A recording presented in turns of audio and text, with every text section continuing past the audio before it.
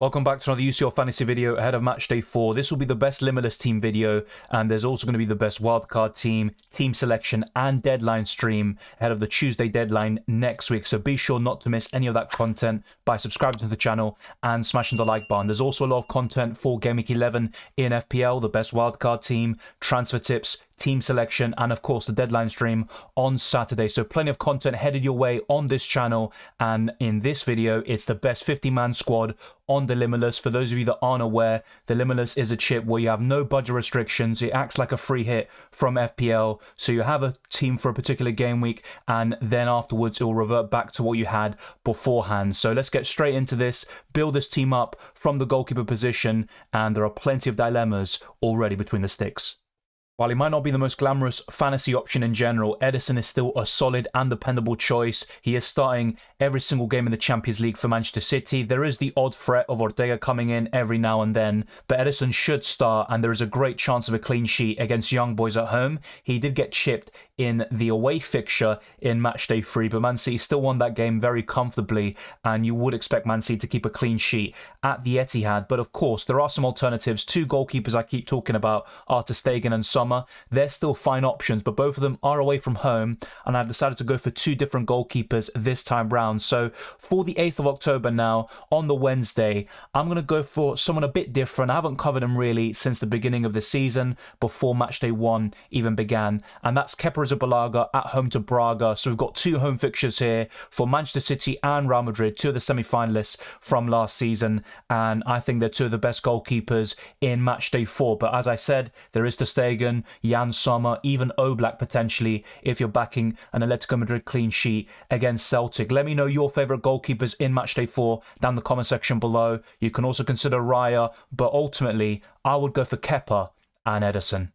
The first defender we have here is Di Lorenzo. He got an 8-pointer in the reverse fixture in Matchday 3, and he's a jack of all trades. Goals, assists, man of the match awards, ball recoveries, you name it. Di Lorenzo can do any single one of those attributes. He's a fantastic all-round fullback, and he's the best Napoli asset in my opinion, even over Kvaratskhelia and Osimhen as well. And Di Lorenzo for me is probably one of the best defenders to have in Matchday 4. He is perfect on the Limitless because in Matchday 5 he does play Real Madrid away, and I wouldn't expect too many points even for a player of his quality. So I'm going to go for Di Lorenzo despite Napoli not being the best defensively so far this season. And next up is someone in my own team, and he might be a bit expensive, but of course on the Limitless that isn't an issue, and that's Joao Cancelo away to Shakhtar Donetsk. Now Koundé is probably the best value if you're looking for someone on your wild card or your team selection. He is close to returning from injury, but on a Limitless I would go for the more expensive Joao Cancelo with more attacking threat as well. He can also get a lot of ball recoveries, which is a very underrated part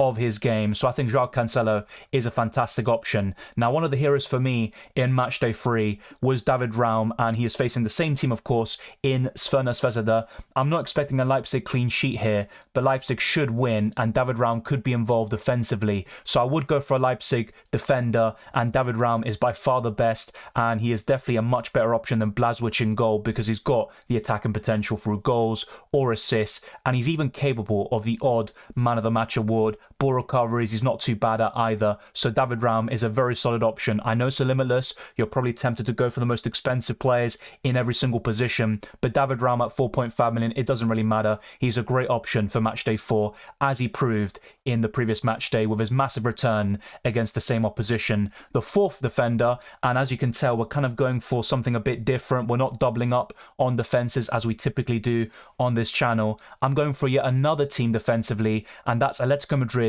and Nahuel Molina, one of the best right backs in the world right now. He was also a start in the World Cup. He's got the attacking potential. He can score in big games. He's got the assist threat, and he's also decent for man of the match awards as well. I think he's capable of getting one from now until the end of his Champions League campaign, and he's probably the best way of covering Atletico Madrid defensively alongside Oblak in goal. So I would consider Molina at the very least on a Limitless. The final defender is someone I've covered in pretty much every single video, and I think it would be unfair not to have one Inter Milan defensive coverage. So I'm going for Denzel Dumfries. The marker is another one I really like, but as you saw in Matchday 3, he was benched. He's got a bit of competition with Augusto. With Dumfries though, he is starting every single game. He can get the odd ball recoveries, but with him, you're mainly going to get goals or assists on top of any clean sheets that Inter Milan keeps. So you can go for Sommer in goal and double up on Inter Milan defensively. The same goes for ter Stegen and Barcelona. But I like this balance. You're covering multiple teams defensively.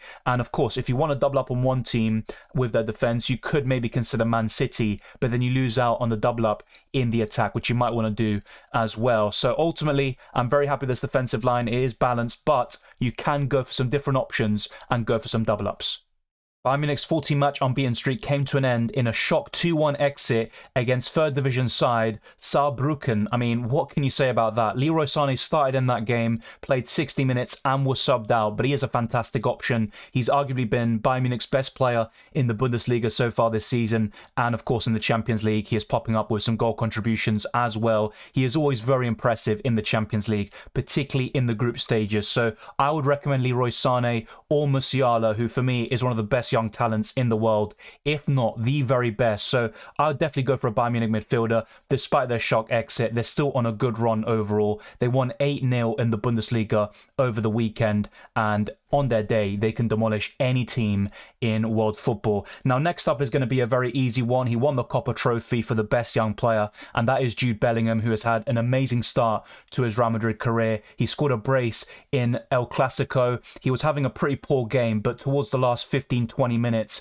he just came to life, scored a great goal to equalise, and was in the right position at the right time to score the eventual winner. And I think his mentality is what separates him from probably the rest of the youngsters at this moment in time. My third midfielder is the top scoring player in UCL Fantasy so far this season. No one would have expected it, not even Real Sociedad fans, and that is Brais Mendes. He has been absolutely fantastic, and I'll be honest, I thought he would blank against Benfica in Matchday 3. I was just kind of waiting for his downfall. It hasn't happened yet. In La Liga, he's still scoring winners against teams like Mallorca, and I think Brais Mendes is just a great option at that price. And of course, it's a limitless team. You might want to just go for more expensive players like Kvaratskhelia, but honestly, with Brais Mendes' form, it's very difficult for me to omit him from any of these squads coming up, including the best limitless team. So I have gone for him, but let me know if you want to go for more expensive players, and if so, which players would you consider? The fourth midfield I'm going to go for is someone I just mentioned, and he's now in good goal contribution form, and that is Kvaratskhelia. He went on a very poor run from March up until August, around 20 games or so,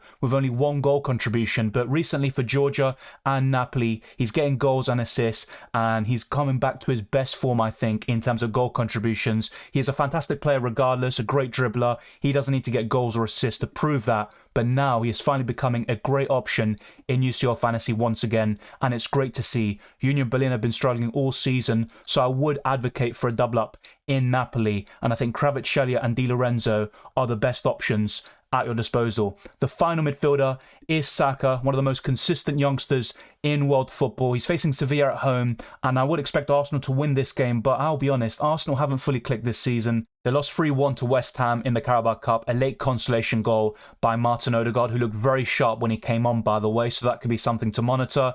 Gabriel Jesus would have been perfect, I think, on the Limitless against Sevilla, but it looks like he's going to miss the next couple of games for Arsenal and return after the international break, potentially around December. That's a massive blow for Arsenal. You could consider Nketiah up front as well, as we'll get onto very soon, but for me, the best way of covering Arsenal offensively is Saka, then I'd say Odegaard, and then Martinelli in UCL Fantasy. But once Jesus comes back, he's probably the best Arsenal asset, period, because his Champions League record is insane, and he's been Arsenal's best player in this competition so far. But I've gone for Saka. I've gone for that Arsenal coverage. I probably wouldn't double or triple up, though, at this moment in time, despite them facing Sevilla at home, and Arsenal are the favourites to win this game. But I like this balance overall. Once again, we're not going for any attacking double up so far, but that will change once we get to the forwards.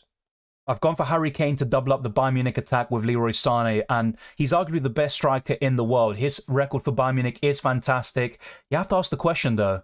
Ever since he joined Bayern Munich, losing a cup final 3-0, already out of the German Cup, not leading the Bundesliga, I don't know, is Harry Kane the problem? It seems really harsh to say. He didn't even play a single minute against Saarbrücken. And look, we have to give him the benefit of the doubt. You'd still back Bayern Munich to win the league, and they have a good chance to go far in the Champions League. And ultimately, Harry Kane will win a trophy for Bayern Munich. It's just a question of when, and he's a fantastic player. He's facing Galatasaray at home. He did really well towards the end of the match in Matchday 3, despite a really hostile atmosphere, which Galatasaray always provide in the home stadium. And ultimately, I think the quality will prevail, and Bayern Munich will win comfortably in matchday 4. The second forward is a very simple one, seems very boring, but Erling Haaland is back to his best. He scored a brace against Young Boys towards the end of the match, starting with a penalty. He also scored a brace and got an assist against Manchester United in the Manchester derby. So I think Erling Haaland is almost essential in matchday 4, assuming he starts, and I think he will. He's also going to be trying to go for the Golden Boot once again in the Champions League, and I think he'll ultimately win it, but it all depends on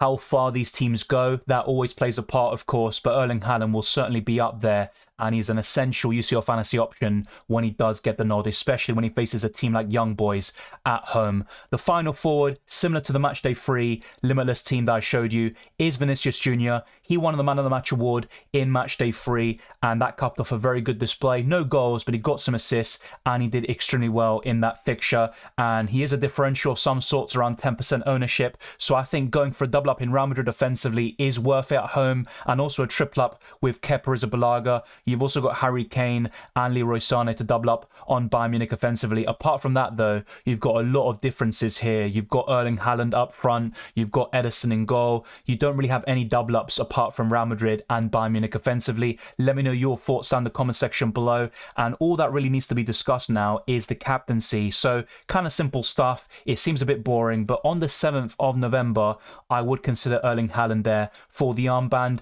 If you are going for another Man City player, like let's say Phil Foden or Julian Alvarez, you could consider them for the armband too. I don't mind going for a differential captain, especially in UCL Fantasy, but I'd be more inclined to do so on the Tuesday, because if it doesn't work out, you've got the Wednesday captain to sort you out, and that typically will be either Bellingham or Erling Haaland, so you will be in a good position there to ultimately get some captaincy points. But I would go for Erling Haaland on the Tuesday, and on the Wednesday, seems a bit boring as well, but it probably would be Jude Bellingham. Let me know if you disagree. An alternative would be the Bayern Munich players in Kane or Leroy Sané, but that would be the captaincy, just like Matchday 3. A bit of a similar setup as well to the previous Limitless team video, but there are some key changes. I've brought in Brais Mendes, I've also brought in Kvaratskhelia, Molina, different goalkeepers, so there are some changes, despite the fact that it's the same fixtures, only reversed from home to away, or vice versa. Thank you very much for watching this video. If you enjoyed it or found it useful, then be sure to smash the like button and subscribe if you're new. Let's try to get this video